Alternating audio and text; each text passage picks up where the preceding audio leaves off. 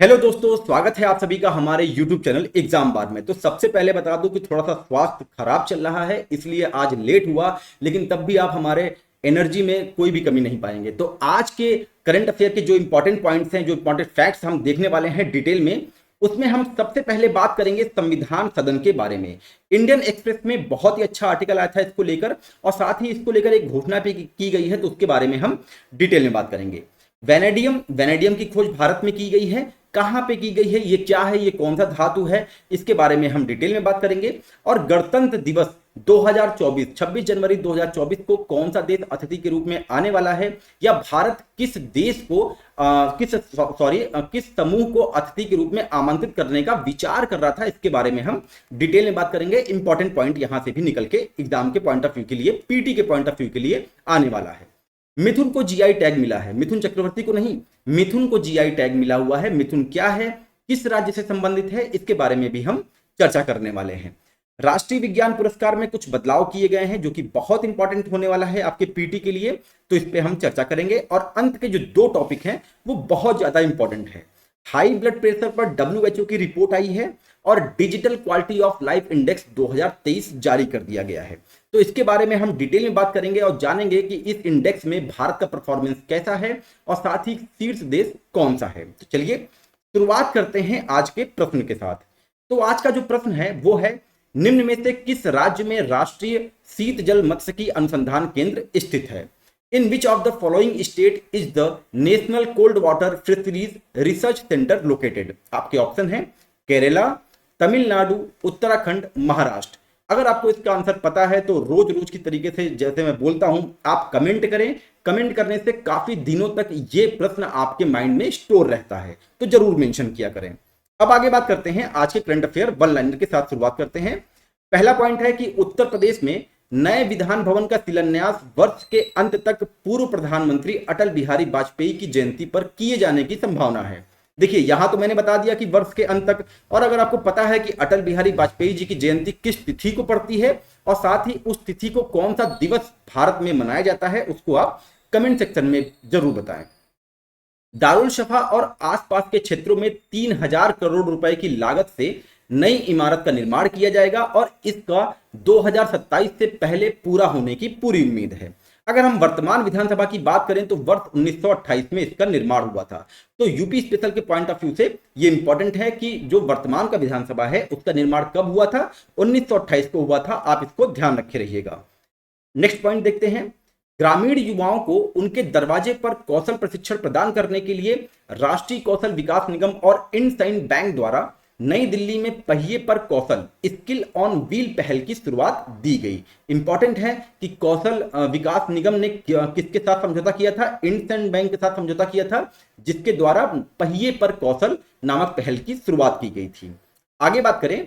ASEAN संगठन के देशों ने इंडोनेशिया के नातुन जल क्षेत्र, जो कि दक्षिणी चीनी सागर के पास में स्थित है, आसियान सॉलिडेटरी एक्सरसाइज नाम से अपना प्रथम संयुक्त नौसैन्य अभ्यास प्रारंभ किया। देखिए मैं कई बार कहता हूं जहां पे भी प्रथम लग जाए वहीं से वो पॉइंट इंपॉर्टेंट हो जाता है। तो इस लाइन में आपको दो इंपॉर्टेंट पॉइंट दिख रहा होगा। पहला, एक तो नातुन जल क्षेत्र किस देश में स्थित है, आपको आपका आंसर होगा इंडोनेशिया। दूसरा, आसियान सॉलिडेटरी जो एक्सरसाइज है वो मतलब कि किस सेना संबंधित है, मतलब कि थल सेना से है, नौ सेना से है, वायु सेना से है। तो आपको ध्यान रखना होगा कि नौसैन्य ये अभ्यास है। नेक्स्ट पॉइंट देखते हैं। 13वां हिंद प्रशांत सेना प्रमुख सम्मेलन सितंबर की 26-27 डेट को नई दिल्ली के मोनाशा सेंटर में आयोजित किया जाएगा। आगे बात करें। सुप्रीम कोर्ट नागरिकता अधिनियम 1955 की धारा 6A की संवैधानिकता को चुनौती देने वाली याचिकाओं की एक विशेष श्रृंखला पर 17 अक्टूबर से सुनवाई करने का फैसला लिया है। बहुत सिंपल सी न्यूज है, लेकिन अब आपको करना क्या है ना, आपको एग्जाम के पॉइंट ऑफ व्यू से यहां से आपको इंपॉर्टेंट फैक्ट निकालना है। क्या निकालना है कि नागरिकता अधिनियम की 1955 की धारा 6A का संबंध किससे है। तो बता दें कि जो धारा 6A है 1955 का नागरिकता था, वो अधिनियम में डाला गया एक विशेष प्रावधान है, जो 15 अगस्त 1985 को तत्कालीन राजीव गांधी सरकार द्वारा असम आंदोलन के नेताओं के साथ असमिया संस्कृति को संरक्षित करने के लिए हस्ताक्षरित असम समझौते नामक समझौते ज्ञापन को आगे बढ़ाने में शामिल किया गया था। तो नागरिकता अधिनियम 1955 की धारा 6A का संबंध किस राज्य से है? असम से है, असम या संस्कृति से है। तो इसको आप ध्यान रखे रहिएगा। ऐसे ही कभी कभी सिंपल न्यूज से हमारे पास जो है पीटी के पॉइंट ऑफ व्यू से इंपॉर्टेंट फैक्ट्स निकल के आते हैं, तो आप लोग इसको जरूर अपने नोट में मेंशन किया करिए। आगे बात करें, यह भी बहुत ही इंपॉर्टेंट पॉइंट है, विलुप्त हो रही देसी मछली बागरा बेरिल। बागरा बेरिल क्या है? एक देसी मछली है।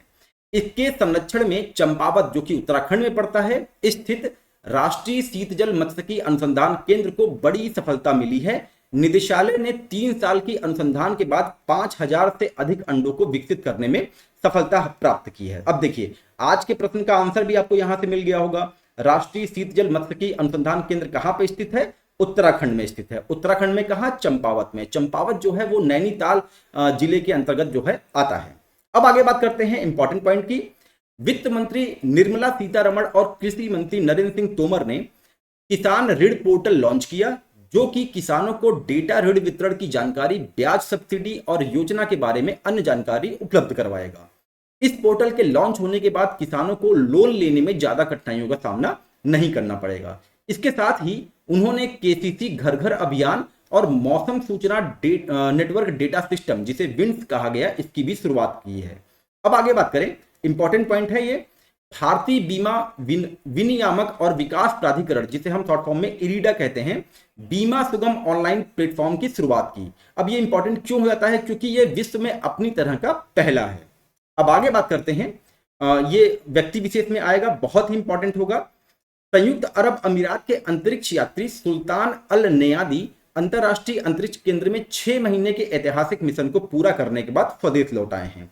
अल नयादी अंतरराष्ट्रीय अंतरिक्ष केंद्र में सबसे अधिक दिन बिताने वाले पहले अरब अंतरिक्ष यात्री बन गए हैं, इसलिए ये इंपॉर्टेंट है, इनका नाम आप ध्यान रखे रहिएगा। वह अंतरिक्ष में 186 दिन रहते हैं और नयादी अंतरिक्ष में स्पेस वॉक करने वाले भी पहले अरब यात्री हैं। संयुक्त अरब अमीरात 10वां ऐसा देश बन गया है जिसने अपने नागरिक को अंतरिक्ष में स्पेस वॉक कराया है। तो बहुत इंपॉर्टेंट फैक्ट है, इसको आप ध्यान रखे रहिए। आगे बात करते हैं खेल समसामयिकी से, वन लाइनर में। आईसीसी पुरुष T20 विश्व कप अमेरिका के न्यूयॉर्क, डलसा और फ्लोरिडा शहर में आयोजित किया जाएगा। वहीं मोहम्मद सिराज को आईसीसी वनडे गेंदबाजी रैंकिंग में नंबर 1 गेंदबाज बनाया गया है। एडिडास कंपनी आगामी आईसीसी विश्व कप 2023 के लिए टीम इंडिया जर्सी लॉन्च की है। किसने लॉन्च की है? एडिडास ने। और आईसीसी विश्व कप क्रिकेट का कहां पे आयोजित हो रहा है? भारत में हो रहा है, इसको भी आप ध्यान रखे रहिएगा। 19वें एशियाई खेलों में भारत ने जीत के साथ आगाज किया है। पुरुष वॉलीबॉल टीम ने चीन के हांगझाऊ में पहले पूल चरण में कंबोडिया को 3-0 से हराया। देखिए, वॉलीबॉल में कभी आप ऐसा सुनते नहीं होंगे, तो वॉलीबॉल में हराया गया, तो इसलिए ये यहां से इंपॉर्टेंट फैक्ट होता है। अब आगे बात करते हैं नारी शक्ति बंधन अधिनियम के बारे में। इसके बारे में कल हमने डिटेल में चर्चा की थी, लेकिन आज इंपॉर्टेंट ये है कि ये अब लोकसभा में पास कर दिया गया है। निचले सदन यानी कि लोकसभा ने 128वां संविधान संशोधन विधेयक पारित कर दिया है, जो लोकसभा और राज्य विधानसभाओं में महिलाओं के लिए 1/3 आरक्षण का प्रावधान करता है। जहां 445 ने पक्ष में वोट दिया और वहीं 2 ने विरोध में वोट दिया था, जो कि अब तक का अपना सबसे सर्वाधिक वोटिंग परसेंटेज है। वर्तमान लोकसभा में 545 सदस्यीय सदन में 78 सांसदों के साथ भारत में किसी भी समय महिला संसद सदस्यों का प्रतिनिधित्व सर्वाधिक है। विश्व की बात करें तो विश्व में संसद में महिलाओं का औसत लगभग 24% है और संसद में महिला विधायकों का सर्वाधिक जो प्रतिशत है वो रवांडा में है। रवांडा अफ्रीकी कंटिनेंट में है, तो इसको आप ध्यान रखे रहिएगा। जहां निचले सदन की 80 सीटों में 49 पर लगभग 61% महिलाओं का कब्जा है। ये इंपॉर्टेंट लाइन है, यहां पे इसको आपको ध्यान रखना होगा। आगे बात करते हैं अब हम डिटेल में संविधान सदन के बारे में कि ये न्यूज में क्यों था। तो न्यूज में ये था कि संविधान सदन को अब संग्रहालय के रूप में विकसित किया जाएगा। और न्यूज ये है कि 19 सितंबर से चल रहे विशेष सदन सत्र को नए संसद भवन में स्थानांतरित कर दिया गया है। इसके साथ ही पुरानी संसद भवन को संग्रहालय बनाया जाएगा। प्रधानमंत्री नरेंद्र मोदी ने कहा कि गोलाकार स्तंभों से सुसज्जित संसद भवन लंबे समय से भारत के लोकतंत्र और इसकी सुंदर गरिमामय वास्तुकला का प्रतीक रहा है, जो 1 अरब लोगों की आकांक्षाओं को स्थापित करता है। ये अब यहां से कुछ डेटा है वो इंडियन एक्सप्रेस में दिया गया था और बहुत ही इंपॉर्टेंट फैक्ट्स दिए गए हैं। पुराना संसद भवन के बारे में यह बताया गया था कि यह 164 खंभों वाली इमारत है जिसे ब्रिटिश आर्किटेक्ट एडवन लुटियंस और हर्बर्ट बेकर ने डिजाइन किया था। और जब उन्हें प्रेरणा लेने की आवश्यकता हुई, मतलब कि कहां से हम, मतलब कि कैसे निर्माण करें, तो वायसराय लॉर्ड हार्डिंग ने लुटियंस और बेकर को मांडू, लाहौर, लखनऊ, कानपुर और इंदौर सहित उत्तरी और मध्य भारत के अधिकांश प्राचीन और मध्यकालीन स्मारकों का दौरा करने का आदेश दिया था। परिणाम स्वरूप राष्ट्रपति भवन, संसद और अन्य संरचनाएं भारतीय और पश्चिमी स्थापत्य शैली का ही एक मिश्रण है। आगे बात करते हैं। इसकी आधारशिला 12 फरवरी 1921 को ड्यूक ऑफ कनाट द्वारा रखी गई थी। इंपॉर्टेंट फैक्ट है एग्जाम के पॉइंट ऑफ व्यू से, इसको आप ध्यान रखे रहिएगा। 18 जनवरी 1927 को तत्कालीन वायसराय लॉर्ड इरविन ने आधिकारिक तौर पर इस इमारत का उद्घाटन किया था। सबसे पहले यह इंपीरियल विधान परिषद के कार्यालय के रूप में कार्य करता था। भारत को स्वतंत्रता मिलने के बाद इसने देश की संविधान सभा के रूप में कार्य किया। बाद में संविधान पर हस्ताक्षर होने और देश के गणतंत्र बनने के बाद यह भारतीय संसद में लोकसभा और राज्यसभा का एक घर बन गया। संसद भवन में चैम्बर ऑफ प्रिंसेस का उपयोग स्वतंत्रता से पहले भारत के संघीय न्यायालय द्वारा भी किया जाता था। बाद में अदालत के अपने भवन में स्थानांतरित होने से पहले यह 10 वर्षों से अधिक समय तक सर्वोच्च न्यायालय के स्थान के रूप में कार्य कर रहा था। तो ये आर्टिकल था, ये बहुत ही इंपॉर्टेंट आर्टिकल है। और साथ ही जब मैंने बताया था कि जब यहाँ पे लॉर्ड हार्डिंग ने लुटियंस और बेकर को मध्य भारत और उत्तर भारत में जाके प्राचीन और मध्यकालीन स्मारकों का दौरा करने का आदेश दिया था, तो उसके बाद होता क्या है, मध्य भारत में एक मंदिर है जिसका नाम है 64 योगिनी मंदिर। ये कहाँ पे है? मध्य प्रदेश में है, मुरैना जिले में है, कि मितावली एक पहाड़ी के ऊपर स्थित है। इसका जिक्र इसलिए किया जा रहा है क्योंकि इसकी जो डिजाइन है वो लगभग जो है पुराने विधानसभा से मिलती है। तो ये इंपॉर्टेंट होता है आपके पीटी के पॉइंट ऑफ व्यू से। तो इसके बारे में थोड़ा सा हम डिटेल में बात कर लेते हैं। इसका निर्माण 1323 के आसपास कच्छप घाट वंश के राजा देवपाल ने करवाया था। 64 योगिनियों को समर्पित इसकी वास्तुकला एक देवता को समर्पित मंदिरों से अलग है।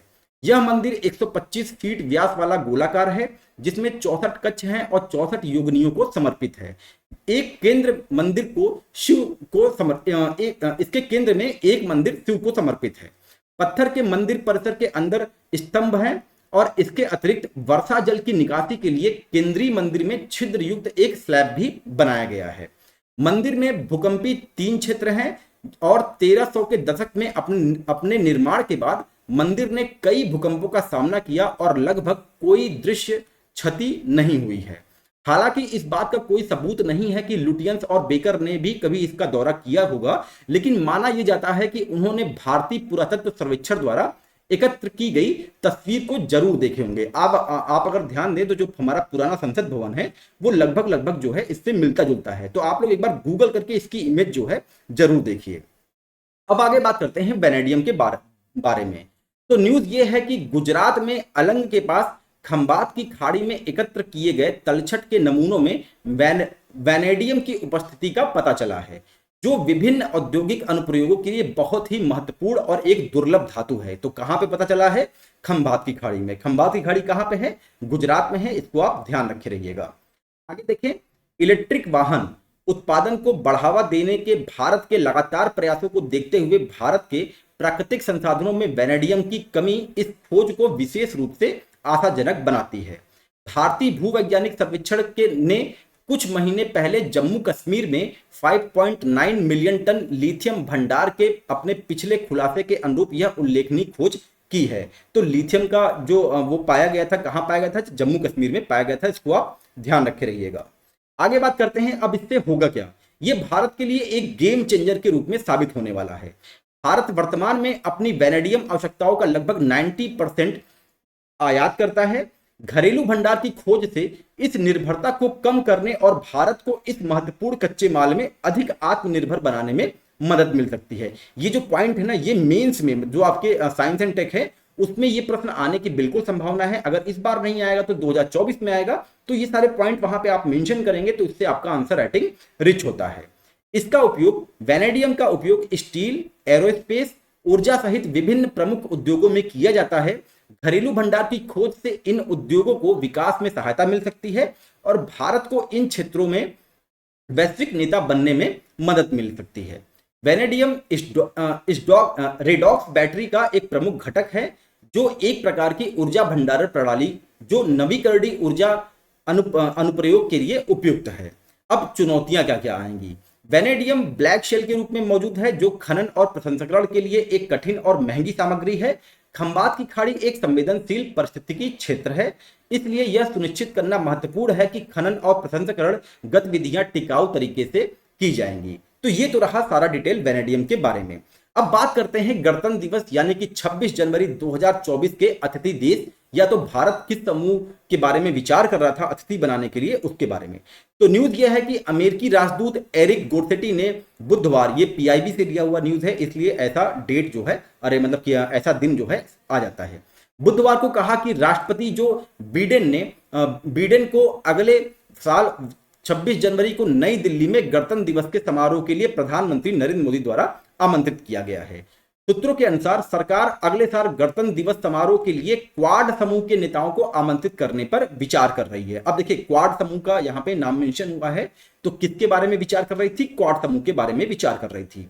लेकिन अंतिम फैसला नेताओं पर राष्ट्रपति बाइडेन, ऑस्ट्रेलियाई प्रधानमंत्री एंथनी अल्बनीज और जापान के प्रधानमंत्री फूमियो किशिदा के उपलब्धता सुनिश्चित करने के बाद ही लिया जाएगा। ये लोग कहीं ना कहीं व्यस्त होंगे, उसको अभी हम देखते हैं थोड़ी देर में।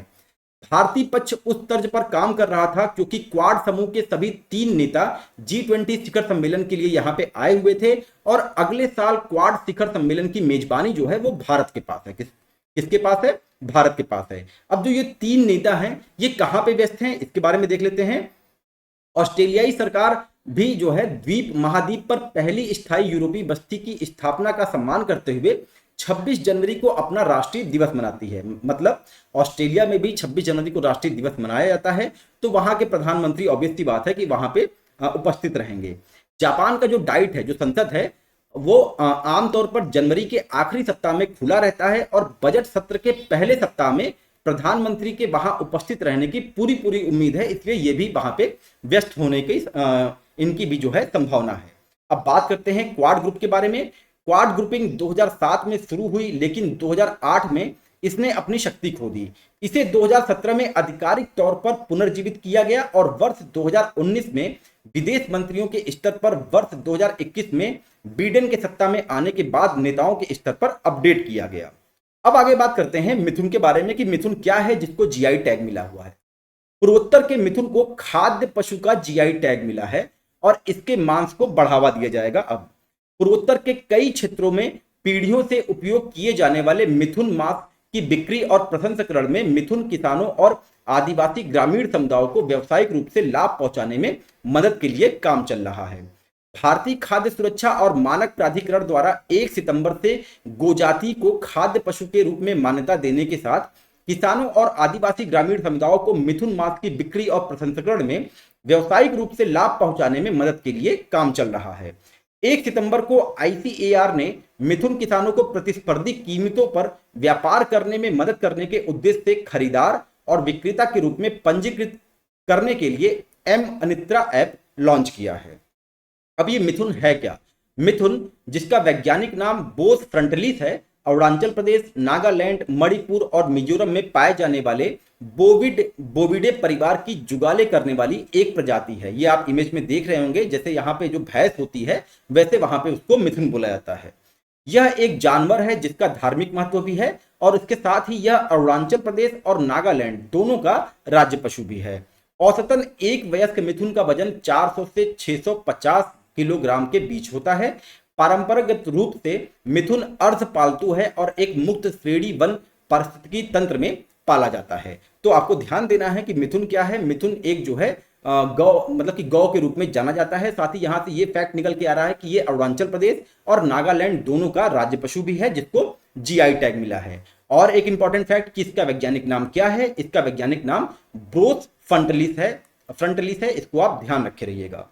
आगे बात करते हैं राष्ट्रीय विज्ञान पुरस्कार के बारे में। देखिए बोर मत होइएगा, थोड़ा सा लंबा है लेकिन सारे के सारे इंपॉर्टेंट पॉइंट हैं। देखिए मेरी तबीयत खराब है तब भी मैं यहाँ पे आप लोग को जो है एकदम पूरी एनर्जी के साथ यहाँ पे बता रहा हूं, तो आप लोग को बोर होने की कोई जरूरत नहीं है। यहाँ पे आप पॉइंट नोट करिए और जो कि पीटी के पॉइंट ऑफ व्यू से बहुत इंपॉर्टेंट है। तो न्यूज ये है कि केंद्रीय विज्ञान और प्रौद्योगिकी मंत्री डॉक्टर जितेंद्र सिंह ने कहा कि नागरिक पुरस्कारों की तर्ज पर भारत सरकार अब वैज्ञानिकों को 4 श्रेणियों विज्ञान रत्न, विज्ञान श्री, विज्ञान युवा शांति भटनागर और विज्ञान टीम के तहत राष्ट्रीय विज्ञान पुरस्कार से सम्मानित करेगी। इसकी शुरुआत वर्ष 2024 में होगी। देखिए, जैसे जो हमारा नागरिक पुरस्कार होता है ना, पद्म श्री, पद्म विभूषण, वैसे वैसे ही इसकी शुरुआत जो है की जाएगी राष्ट्रीय विज्ञान पुरस्कार की। विज्ञान रत्न वैज्ञानिक के जीवन भर की उपलब्धियों को मान्यता देगा। विज्ञान श्री किसी क्षेत्र में विशिष्ट योगदान को मान्यता देगा। विज्ञान युवा शांति स्वरूप भटनागर उन युवा वैज्ञानिकों को प्रोत्साहित करेंगे जिन्होंने अपने क्षेत्र में असाधारण योगदान दिया है। और विज्ञान टीम 3 से अधिक टीमों को मान्यता देगा। अब आगे बात करते हैं। राष्ट्रीय विज्ञान पुरस्कार 13 क्षेत्रों में प्रदान किया जाएगा। अब ये क्षेत्र कौन कौन से हैं? भौतिकी, रसायन, जैविक विज्ञान, गणित, कंप्यूटर विज्ञान, पृथ्वी विज्ञान, चिकित्सा, इंजीनियरिंग विज्ञान, कृषि विज्ञान, पर्यावरण विज्ञान, प्रौद्योगिकी और नवाचार, परमाणु विज्ञान, अंतरिक्ष विज्ञान और प्रौद्योगिकी। तो ये बहुत इंपॉर्टेंट है। कितने क्षेत्र में दिया जाएगा? 13 क्षेत्रों में। इसको आप ध्यान रखे रहिएगा। वार्षिक रूप से केवल 3 विज्ञान रत्न प्रदान किए जाएंगे। 25 विज्ञान श्री, 25 विज्ञान युवा और 3 विज्ञान टीम। केवल विज्ञान युवा की आयु सीमा 45 वर्ष होगी। पुरस्कारों के लिए नामांकन हर साल 24 जनवरी से 28 फरवरी के बीच में स्वीकार किए जाएंगे, जिसे राष्ट्रीय विज्ञान दिवस के रूप में मान्यता प्राप्त है। पुरस्कारों की घोषणा राष्ट्रीय प्रौद्योगिकी दिवस 11 मई को की जाएगी। अब देखिए, यहाँ पे जितने भी दिवस बताए गए हैं ना, अब ये सारे एग्जाम के पॉइंट ऑफ व्यू से इंपॉर्टेंट हो गए हैं। तो ये दिवस जो है ये भी एग्जाम में आते हैं, तो इसको आप ध्यान रखे रहिएगा। दूसरी ओर पुरस्कार समारोह हर साल हाल ही में घोषित राष्ट्रीय अंतरिक्ष दिवस, जो कि 23 अगस्त को मनाया जाता है, को आयोजित किया जाएगा, जिस दिन भारत चंद्रयान 3 चंद्रमा पर उतरा था। अब आगे बात करते हैं हाई ब्लड प्रेशर पर WHO की रिपोर्ट में क्या क्या मेंशन है। तो न्यूज ये है कि विश्व स्वास्थ्य संगठन की रिपोर्ट में कहा गया कि यदि उच्च रक्तचाप से पीड़ित आधे लोग अपने रक्तचाप को नियंत्रण में रखने का प्रबंध करते हैं, तो वर्ष 2040 तक भारत में कम से कम 4.6 मिलियन मौतों को रोका जा सकता है। बहुत ही इंपॉर्टेंट डेटा है, इसको आप ध्यान रखे रहिए। रिपोर्ट में कहा गया कि भारत में अनुमानित 188.3 मिलियन लोगों में से केवल 37% का ही निदान हो पाता है और कई लोग निदान के बाद अपना इलाज शुरू नहीं करते हैं। हाई ब्लड प्रेशर से पीड़ित अनुमानित लोगों में केवल 30% ही उपचार शुरू करते हैं, जबकि केवल 15% ही अपने ब्लड प्रेशर को नियंत्रण में रख पाते हैं। रिपोर्ट के अनुसार वैश्विक आबादी का अनुमानित 33% हिस्सा इस स्थिति के साथ जी रहा है, जिनमें से केवल आधे से अधिक लोग जो है निदान को प्राप्त हुए हैं। मतलब कि उनको जानकारी ही नहीं है कि उनको हाई ब्लड प्रेशर है या नहीं है। आगे बढ़िए, आगे देखते हैं रिपोर्ट में क्या बताया गया। रिपोर्ट के अनुसार भारत में दिल के दौरे और स्ट्रोक जैसी हृदय संबंधी बीमारियों में से होने वाली 52% मौतों का कारण अनियंत्रित उच्च रक्तचाप है। हाई ब्लड प्रेशर है, 52% मौतों का कारण भारत में। इसको आप ध्यान रखे रहिएगा। WHO ने एक दिन में केवल 2 ग्राम नमक खाने की सलाह दी। ऐसे प्रश्न आते हैं एग्जाम में, इसको आप ध्यान रखे रहिए। WHO ने कितने ग्राम नमक खाने की सलाह दी है? 2 ग्राम नमक खाने की सलाह दी है। रिपोर्ट से पता चला है कि भारत औसतन एक दिन में 10 ग्राम नमक खाते हैं। भारत में औसतन जो है एक दिन में 10 ग्राम नमक खाया जाता है। रिपोर्ट में यह भी कहा गया कि भारत में 34% वयस्क शारीरिक रूप से निष्क्रिय हैं, मतलब जो कुछ नहीं करते हैं। 4% मोटापे से ग्रस्त हैं और 28% धूम्रपान करते हैं या तंबाकू चबाते हैं। देखिए, जो निष्क्रिय हैं, मैं कई बार कहता हूं कि अगर आपका पढ़ाई में मन नहीं लग रहा है तो आप अपना शेड्यूल बदलिए। शेड्यूल बदलने से होता क्या है ना, जैसे कि एक्सरसाइज करिए, इससे ब्लड सर्कुलेशन बॉडी में बहुत अच्छा होता है और आपका मन भी लगता है पढ़ने से। एक्सरसाइज नहीं कर पा रहे हैं तो आप योग करिए। वही सब ये रिपोर्ट बता रही है कि भारत में 34% वयस्क शारीरिक रूप से निष्क्रिय है, मतलब अपना ही काम कर रहे हैं। अगर वो ऑफिस जा रहे हैं तो ऑफिस से घर, घर से ऑफिस, बस यही कर रहे हैं। एक्सरसाइज मतलब अपने बॉडी को वो जो है समय नहीं दे पाते हैं। भारत हाई ब्लड प्रेशर नियंत्रण पहल लोगों की जांच करके, प्रोटोकॉल आधारित उपचार सुनिश्चित करके और दवाएं प्रदान करके हाई ब्लड प्रेशर को नियंत्रित करने पर ध्यान केंद्रित कर रहा है। भारत का लक्ष्य वर्ष 2025 तक हाई ब्लड प्रेशर या मधुमेह के 75 मिलियन रोगियों को मानक देखभाल रखना है। तो कब तक है? 2025 तक। इसको आप ध्यान रखे रहिएगा। आगे बात करते हैं digital quality of life index 2023। बहुत इंपॉर्टेंट है, एग्जाम के पॉइंट ऑफ व्यू से इंडेक्स अक्सर पूछे जाते हैं, तो आपको यहां पे सतर्क होना होगा और हमारे साथ एक्टिव होना होगा। साइबर सिक्योरिटी फर्म सर्फशॉर्क के वार्षिक digital quality of life index survey के अनुसार भारत में मोबाइल इंटरनेट की स्पीड में भारी वृद्धि देखी गई है। अब भारत digital quality of life index survey में 7 पायदान की छलांग लगाकर 52वें स्थान पर पहुंच गया है। जो ये 7 नंबर है ना, इसको भी आप ध्यान रखिएगा, एग्जाम में स्टेटमेंट में ऐसे उस पे स्टेटमेंट में फंसा देता है आपको। तो भारत का स्थान 2023 में कितना है, 52वां है, और वहीं 2022 की बात करें तो कितना था, 59वां था। इसको आप ध्यान रखे रहिएगा। एशिया में Bharat digital quality of life index के अनुसार भारत का स्थान 13वां है। एशिया में देखिए रैंकिंग इन एशिया 13 और ग्लोबल रैंकिंग जो है वो 52nd है, तो इसको आप ध्यान रखे रहिएगा। अब हम बात करते हैं इसके सब सेक्शन के बारे में। इंटरनेट क्वालिटी के मामले में भारत 121 देशों में 16वें स्थान पे है। इंटरनेट अफोर्डेबिलिटी के संदर्भ में 28वें स्थान पे भारत है। ई गवर्नमेंट में 25वें स्थान पे है और ई सिक्योरिटी के मामले में 66वें स्थान पे भारत का स्थान है। तो ये सारे के सारे इंपॉर्टेंट है, आप इसको अपने नोट में जरूर मेंशन करिए। अगर हम शीर्ष देशों की बात करें तो डेनमार्क पहले नंबर पे है, दक्षिण कोरिया दूसरे नंबर पे है और digital quality of life index 2023 में फिनलैंड तीसरे नंबर पे है। तो ये तो रहा दोस्तों आज का करंट अफेयर। आपको मेरी आवाज से बिल्कुल नहीं लग रहा होगा कि मेरी तबीयत खराब है, इसीलिए आप भी अपने बॉडी में ऐसी ही एनर्जी जो है जनरेट किए रहिए हमेशा। तबीयत खराब रहे कोई बात नहीं, मन के हारे हार है, मन के जीते जीत है। तो आप अपने मन में जो भी सोचेंगे ना, वही सारी चीज आपकी बॉडी जो है रिएक्ट करने लग जाती है। तो चलिए मिलते हैं अपने अगले कंटेंट के साथ, तब तक के लिए अपना ध्यान रखिए। नमस्कार, जय हिंद, जय भारत।